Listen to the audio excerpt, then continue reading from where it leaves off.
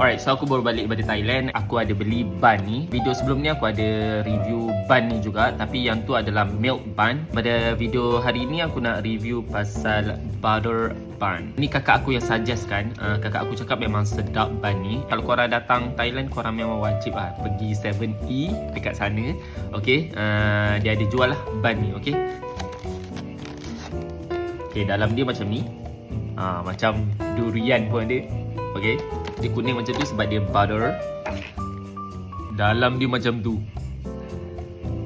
Kat dalam dia ada inti Ni adalah butter. So ya, jom kita rasa.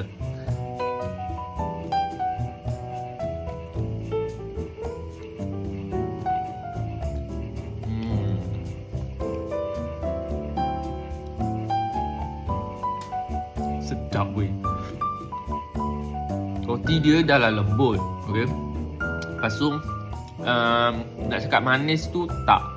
Dia kurang manis.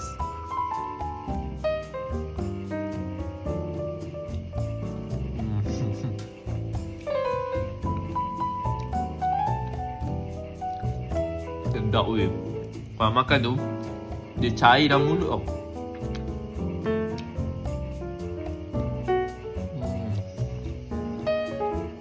Memang lembut gila. Kalau tak silap aku, 7E dekat sana memang ada jual lah. Okay, bun ni memang ada jual. Korang jangan risau. Korang pergi je 7E mana-mana dekat Thailand tu, InsyaAllah ada lah jual.